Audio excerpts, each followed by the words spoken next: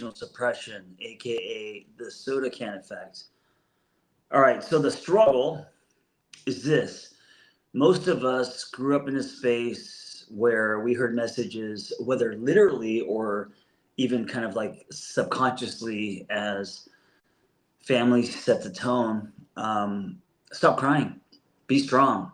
You know, a lot of times when we're growing up, if you were crying, then it made your parents uncomfortable, so they would tell you to stop so they could be more comfortable. You know, and I want to share something. As I'm saying this, I'm remembering something. So yesterday, my daughter screams at me, and she is not just screaming. She is fucking no filter, like, "Dad, I'm gonna rip you a new asshole" kind of scream, right? And of course, there's a part of me that's like, "Stop it! You know, you don't get to talk to Daddy that way." But what's interesting, and this is the way that I look at it, that's been really helpful, is she's fully expressing herself, whether that is anger or love or whatever that emotion is, because she's unafraid, because there are no consequences. So if she gets, to the state of rage, she feels comfortable to express that with me because I don't hit her. I mean, I might yell back a little bit, but because I'm human. But she doesn't have consequences, right? Unlike many of us who grew up, if we yelled at our parents, we would get, thrown into timeout. We get, a beating on the extreme side. There would be consequences, right? We'd have to go to our room. We were muted in some way. And I think because I don't mute her, she feels comfortable and unafraid. And I was thinking, what a gift. What a gift that when she goes bananas on me, when she expresses rage, she's doing it because it means she's not afraid. And so when I look at it that way, then I'm like just about holding that space instead of allowing my activation to react, because I'm also short tempered. And I mean, I don't know if I could hold that space for anyone else. I mean, it's this 5-year-old girl, and she's, I think, the only person on this planet that I can allow to just, chew my face off, and I'm able to still be kind of calm and okay, right?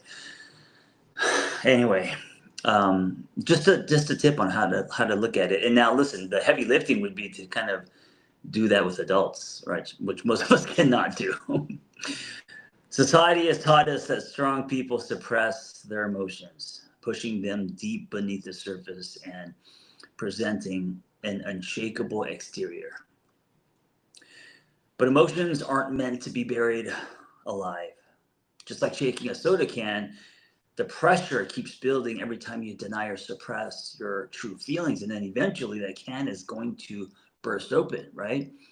And that's the soda can effect, usually at the worst possible times, leaving a sticky emotional mess behind. So here's the misconception that emotional suppression equates to strength. That emotional suppression equates to strength, right? Like, you are strong because you're able to suppress. Like, the more you're able to suppress your feelings, like, the stronger you are, That is a misconception. It's also very damaging. It leaves us disconnected with our authentic selves, struggling to maintain an artificial sense of control. See, the problem is suppressed emotions don't disappear. They actually eventually will surface.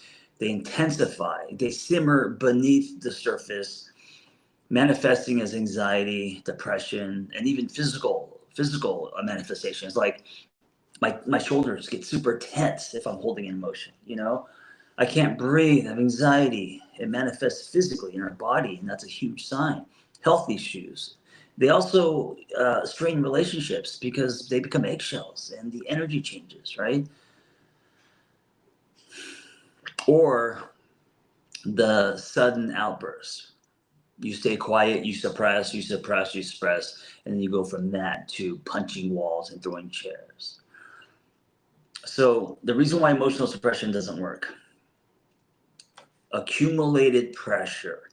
Each suppressed emotion adds another layer of pressure, leading to eventual emotional overwhelm, right? It compounds. Mental and physical health impact: chronic emotional suppression can weaken your immune system, increase stress hormones, and contribute to conditions such as high blood pressure, anxiety disorders, and depression.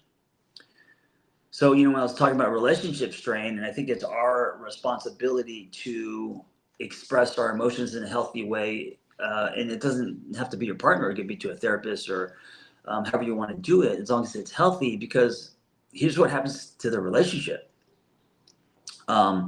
It builds resentment. It creates the container cracks. So, like if your relationship is a container, it creates maybe hairline cracks, right? Um, and it turns the energy, because I was someone who used to suppress a lot, and I've been with people who have suppressed a lot because they didn't grow up in a place where it was safe to express, right? Um, it creates this kind of like pressure cooker, this subtle like pretending, this walking around. People start doing life with around each other instead of with, and at the end of the day, it creates drift. And it's like the frog in the boiling water. I think it's very slow. And I think this is more dangerous and damaging than the obvious, right? Because we let it go, because it's not a big deal, because this is just how people are.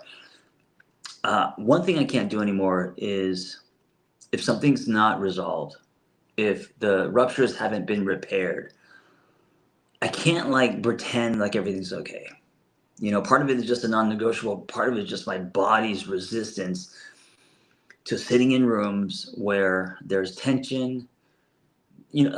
Some people can actually like fight with you, go into the other room, come back and ignore it, like pretend like that fight never happened. And I think that might be their way of coping, right? I cannot do that. I cannot do that. I don't want to do that. It's just not honest, and these are the things that I think puts cracks in our relationship. Okay, so let's talk about some action steps to safely release emotional pressure. One, you got to name it to tame it. I'm sure you've heard that before. It's when emotions rise. Clarity is your first defense. So instead of generalizing with statements like "I feel bad," pause and actually pinpoint precisely what's causing your discomfort. So, for example, I feel overwhelmed because I've taken on too much responsibility. It's really important to be specific, pinpoint. Or I feel hurt because I wasn't acknowledged. This method engages the logical parts of your brain, reduces emotional intensity, and fosters healthier emotional management. Another tip: allow a sad song break. I know it sounds like high school. Society often teaches us that crying or feeling sad equates to weakness, but see it as a release. The opposite is true. Allowing yourself space to genuinely experience sadness is a courageous act of self-care. Oh, let me say that again, because I also need this reminder. Allowing space to genuinely express sadness or any feeling that's honest is a courageous act of self-care. It is you building a better relationship with you. It's you taking care of you. Create a playlist of sad songs or songs that resonate with your current emotional state. Put in your headphones, go for a walk, allow yourself to genuinely feel. You've heard that term, you got to feel your way through it. It is absolutely true. It is a somatic body experience. It isn't a logical thing. You're not filing feelings away. You are actually allowing yourself to feel, and that's how feelings pass through you. Cry if needed. Let the tears come. This controlled emotional release is therapeutic, soothing your nervous system and helping you process difficult feelings. Think of it as an emotional detox, cleansing and revitalizing your emotional health. Here's the real life example, a lesson I recently learned. I was at a friend's house who was letting us stay there because our house burned down, and I think I was in a lot of fight or flight as far as the emotions I had about our house burning down. And, I went toward the silver linings and I was very optimistic and hopeful. And we surrounded ourselves with people we loved so we weren't alone. But there was a moment. I was at my friend's house. He let us use the house for me to run a men's group. All the guys were going home. And one of the men said something about, like, oh, I got to get back home. And, and then right after he said that, I just out of nowhere started sobbing uncontrollably. It was almost like I was possessed. It's like I started crying, and then I've never. The only time I've cried this hard was when my dad died. I got on at the funeral. I was supposed to speak, and I was trying to be funny and sarcastic. I didn't think I was going to cry, and I couldn't even get through the speech because I was shaking and sobbing. And it was my body needing it. You know, it was a month into our house burning down, and I think I cried on the day of seeing my house burn down, of course. But after that, I did not shed any tears, and I don't know if I was suppressing. I don't know. But holy shit, that day. I cried so hard. I had to pull my wife in, and I needed her to hold me because I was going to fall over. I was crying so hard, and it was the first time I felt in my body, oh, this isn't just sadness. This is my body releasing. It felt like my body needed to release something, and it wasn't going to let anything stand in the way of that. I mean, I needed my permission to do so, and once I gave it permission, it was just it was like such an exhale. So yeah, that happened recently, which is probably why I'm talking about this. It's why I'm reminding you the importance of allowing yourself to feel things and to release. As I release breath, because I forget to breathe. All right, express emotions physically, and this is why a lot of people do yoga. This is why a lot of people do fitness, go on walks, whatever your thing is. Whether you want to pick up a surfboard or rub one out. I'm serious. uh, your body naturally stores emotional tension. Without release, that tension accumulates and negatively impacts your physical and mental well-being. So, engaging in physical expression of emotion can be profoundly healing. Um, some effective physical outlets may include. So, here are some kind of like obvious journaling. As a writer, I'm always gonna encourage you to journal. I've been journaling via audio, meaning I've been like what I'm doing right now. In a way, is kind of like talking about or letting out what I feel. This is self-expression. This is my release in a way, right? But journaling, write out exactly what you're feeling, and don't censor yourself. What you're doing, you're taking what is inside and giving it permission to come out. And you got to write like no one's going to read it, and just let your emotions pour on the page. Do not judge your writing. You're not like writing a memoir. You are using writing as a conduit to release. Journaling helps externalize your inner world, making complex emotions feel more manageable. Physical activity, like I said, go for a run, take a vigorous walk, hit a punching bag, um, join a dance class. Hey, if you know how to break dance, I still have that muscle memory from the 80s. Do some backspins, some windmills. Physical exertion can significantly reduce emotional stress by releasing built up adrenaline and stress hormones. Hey, this is I just had this thought. This is why makeup sex I think is so satisfying for people is all that emotional like the right after the fight. Well, obviously if you're having makeup sex, you've already kind of talked about it. You guys are making up, but all that emotional release coming out, sexually and intimately, but you can feel that passion. That's a manifestation of emotions coming out more so than attraction. You know, creative expression. This is one of my favorites: painting, drawing, sculpting, writing. Making videos, however you creatively express yourself, giving yourself permission to create that space for you. Maybe playing music. I wish I could play a musical instrument. I have zero, absolutely zero musical talents. But yeah, that's a very powerful emotional release. Creativity allows your emotions to flow naturally in a constructive and healing manner.